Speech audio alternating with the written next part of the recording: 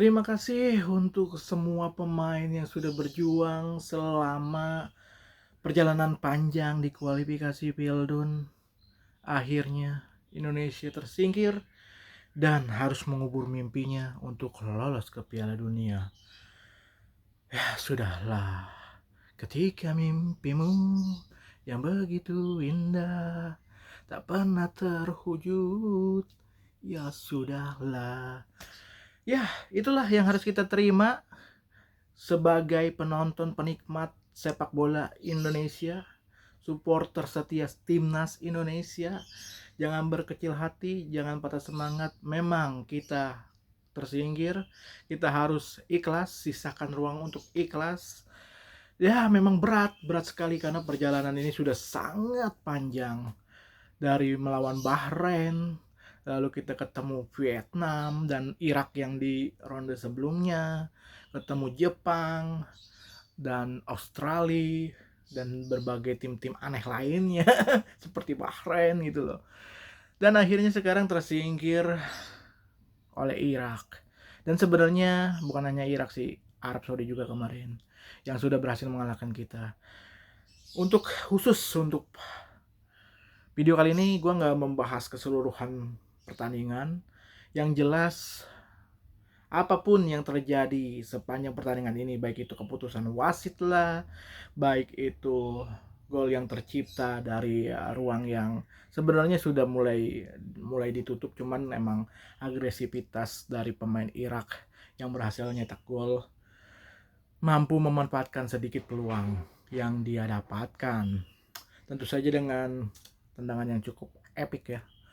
Memang sih kualitas kalau menurut gue sih, kalau bisa dibilang ya dari keseluruhan pertandingan kali ini sebenarnya kita itu bisa melawan. Sudah dibilang dari awal.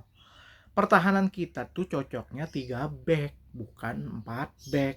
Mau siapapun yang dipasang intinya 3 back. Itu udah paten banget dah. Jaides, Rizky Ridho dan juga Justin Hapner. Karena ketiga tipikal ini memiliki ciri khas dan karakteristik sendiri-sendiri gitu. Rizky Ridho dengan ketenangannya, terus Jaides dengan body balance yang cukup bagus, dan tentu saja kepemimpinannya di lini belakang kita sama di seluruh pertandingan ini. Dan satu lagi Justin Hapner yang memiliki tipe pejuang yang tidak pantang menyerah dan selalu melakukan tackle-tackle yang bisa dibilang krusial lah, walaupun kadang-kadang suka blunder atau apapun. Ya Rizky Ridho terlepas dari hal-hal yang terjadi hari ini, tapi itu tetap jauh lebih baik dibandingkan pertandingan kemarin yang lawan Arab Saudi. Kesalahannya bukan di pertandingan ini doang sih sebenarnya. Ini sih menurut gua oke-oke aja ya kalau misalnya hasilnya seperti ini gitu loh. Tapi yang gue kecewakan adalah pertandingan yang Arab Saudi kemarin. Itu yang benar-benar bikin blunder, kayak formasi bunuh diri lah hitungannya. Yang dimana semuanya tidak berjalan baik. Pak Martin Paes juga kemarin itu bagus. Kalau sekarang sih bukannya Martin Paes bermain buruk ya.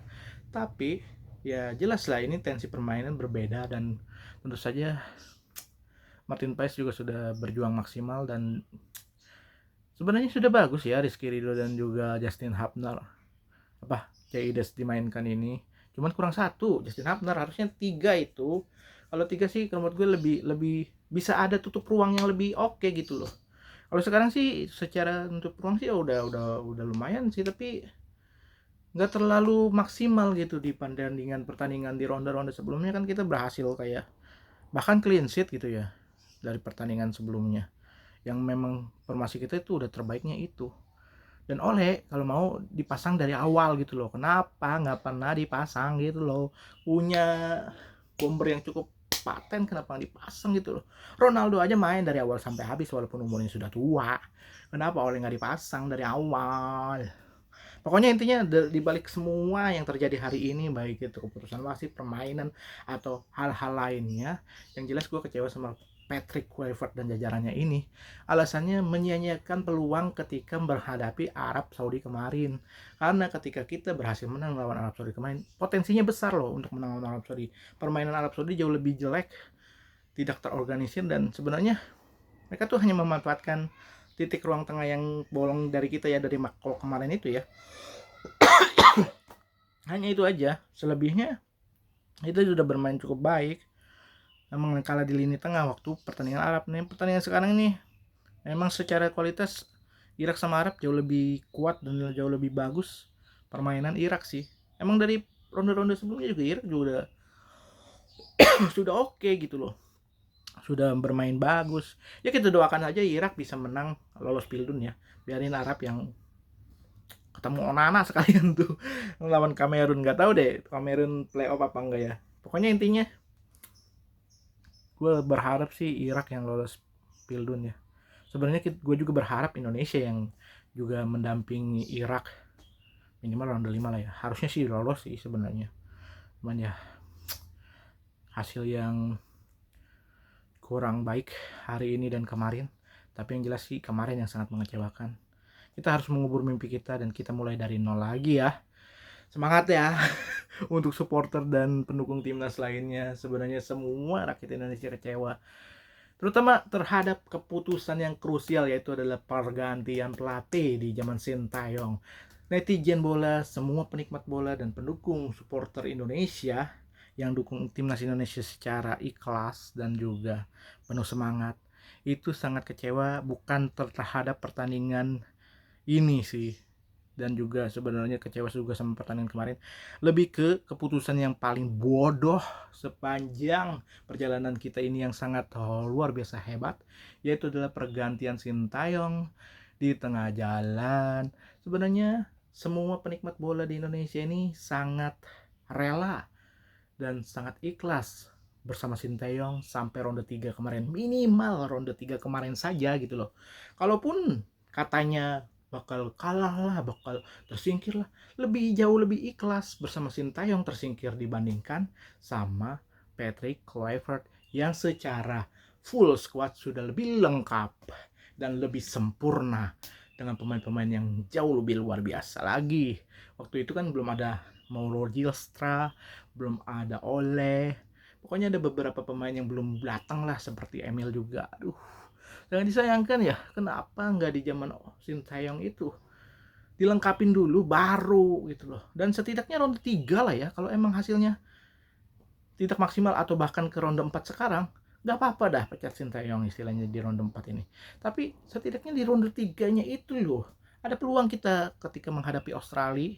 Harusnya kita bisa menang lawan Australia kemarin itu dan bisa aja bisa lolos langsung Pildun ya. Itu sih di ronde 3 kesalahannya menghadapi Australia. Di ronde sekarang kesalahan utamanya ketika menghadapi Arab sih sebenarnya. Ya sudah, terima kasih sudah berjuang, terima kasih sudah bertahan selama perjalanan yang panjang ini menonton timnas Indonesia.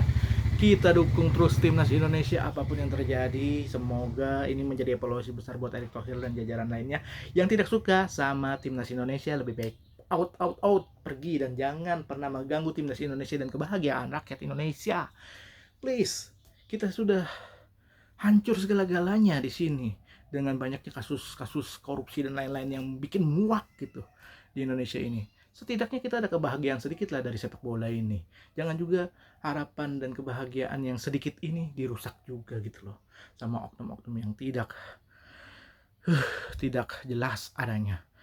Beginilah nasib menjadi warga negara Indonesia. Tetap sabar dan selalu berdoa semoga timnas Indonesia kelak akan jauh lebih baik lagi dan dipimpin oleh orang-orang yang benar dan tidak dikacaukan oleh orang-orang yang kacau balau, yang menghasut sana sini, yang membuat keputusan salah dari sang pemimpin kita, yaitu Erick Thohir. Bapak Erick Thohir, bagaimana lanjutannya? Apa yang akan dilakukan? Apakah begini-begini saja? Ini adalah sebuah kemunduran, jelas Pak, kemunduran. Dari zaman Luis Milla yang sudah bagus, lalu dimundurin lagi sama Simon. Sekarang sudah ada Sintayong, dimundurin lagi sama Patrick Kluivert dan jajarannya. Bukan masalah Belanda dan lain-lainnya. Pokoknya intinya kemunduran ini terasa sangat nyata dari timnas Indonesia yang sebelumnya sudah jauh lebih baik. Ya, apapun yang terjadi ke depannya, kita doakan saja, kita dukung terus timnas Indonesia. Masih ada Piala Asia, walaupun gue juga nggak bisa berharap banyak di pertandingan Piala Asia nanti.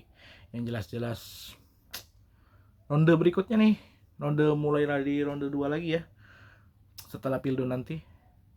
Kita mulai dari awal dan ketemu Malaysia lagi, ketemu Vietnam lagi, ketemu Filipina, Thailand dan lain-lain. Pokoknya se-ASEAN pasti ketemu. Dan nanti juga ada ketemu tim-tim seperti Korea lagi mungkin. Ya, nikmatin saja perjalanan Indonesia menuju Piala Dunia. Ini adalah sebuah kesempatan yang paling besar, tapi sayangnya tiket yang sudah diperbanyak oleh FIFA dalam penyelenggaraan Piala Dunia dengan peserta yang jauh lebih banyak ternyata tidak bisa kita manfaatkan dengan baik. Ya, sisa sedikit juga sih peserta yang akan lolos ke Piala Dunia di zona Asia kali ini. Terlepas dari semuanya, terima kasih untuk yang sudah support Timnas Indonesia. Gue akan tetap support Timnas Indonesia apapun yang terjadi, baik itu di AFF maupun di Piala Asia. Yang jelas, utamakan Piala Asia dulu dan juga kualifikasi Piala Dunia selanjutnya. Ingat, jangan bermain-main dengan kualifikasi Piala Dunia, karena itu adalah harapan terbesar Indonesia. Apapun yang terjadi harus diperjuangkan dengan maksimal. Glory Indonesia. Tetap semangat dan sisakan ruang untuk ikhlas walaupun sangat berat untuk ikhlas. Terima kasih sudah bertahan, terima kasih sudah berjuang. Ternyata kau sehebat itu. Wah, luar biasa, Indonesia hebat sekali.